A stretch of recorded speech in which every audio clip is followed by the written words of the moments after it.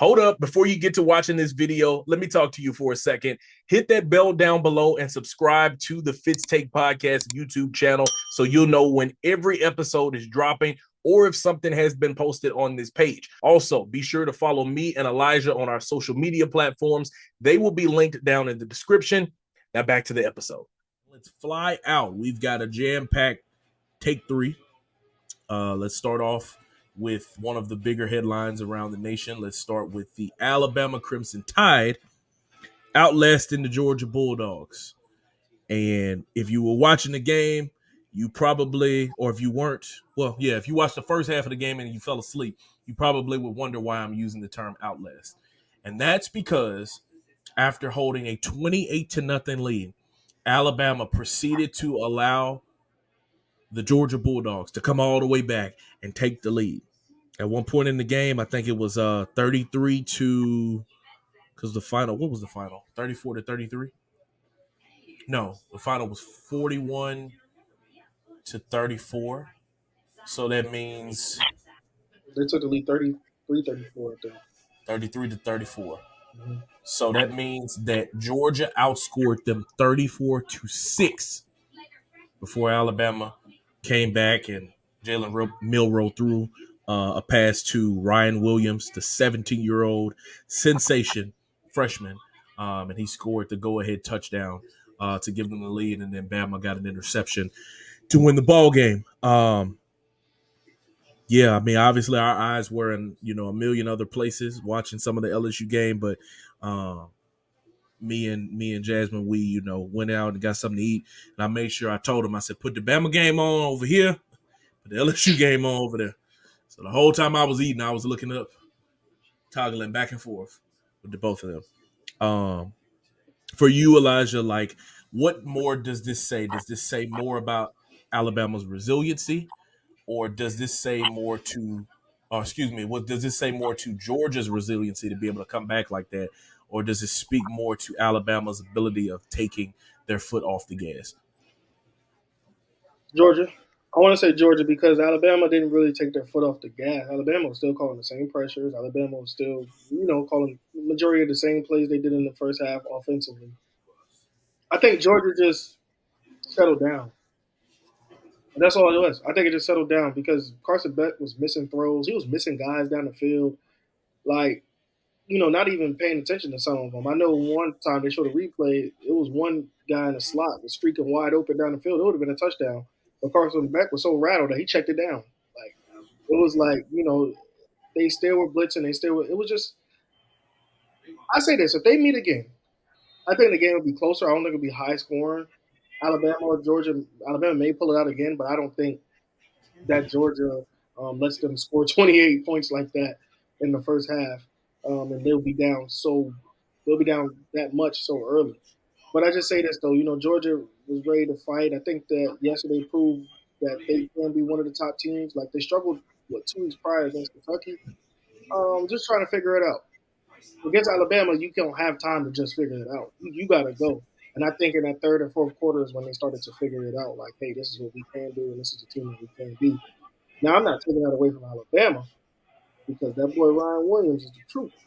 Now, that's just why I don't like when people say, he's a freshman, he's going to learn. I get it, he's going to learn. He's a freshman. But you can't tell me this 17-year-old is coming out here and balling like, as one of the best receivers in college football I've ever seen. I mean, bro, that catch was nasty. It was crazy. You could put him in the Heisman race. Like, honestly, you really could put him in the Heisman race. Look, I know you're talking a little crazy now, brother. I don't know about that. I know I'm going. But when the play was needed to be made, that boy is there. No matter when or how, that boy is there. Ryan Williams. I'm not saying he's better than Travis. I'm not saying he's better than Trey Harris. I'm not saying he's better than my boy Burden from Missouri. But what I seen from a freshman that's making plays on the stages that he's making plays on, guys, your eyes need to be open and saying, hey, this 17-year-old is a problem. Yeah. He may be a minor to everybody else. But y'all listen. Y'all better keep your eyes on this kid because I'm trying to tell you, you let him sneak by you, he's going to win this game. He's going to win games for Alabama. So, bro, that's crazy. Yeah, Yeah, 17-year-old kid. I think the only other time that I've seen that, I had a teammate. He was actually my tackle that played next to me. Shout out Rayvon. I think did Rayvon come in 17 or was there somebody? I think Rayvon came in and was 17 as we were going into fall camp. So I've never seen a kid be 17 like in the season.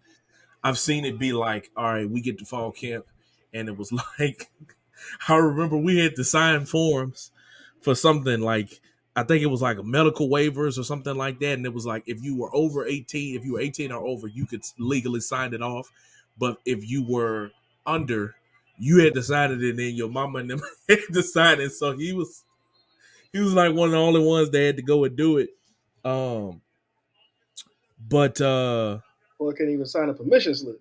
Yeah, it was crazy. It was crazy, and I my mind might be slipping me, but I do think that was him that they happened. I remember being in fall camp and was like, bro, how old are you? What you got to do? What? But no, yeah, Ryan Williams was phenomenal in that game. I would say that this was more about Alabama taking their foot off the gas because when you're up 28-0, we've seen what happened when you're up 28-3. We've seen what happened. Tom Brady can come back and win a Super Bowl. So we know about that. But it's crazy. It was like roles reversed. Georgia teams dealing with them deficits and leads. But when you are up like that, it is extremely hard to play with a lead.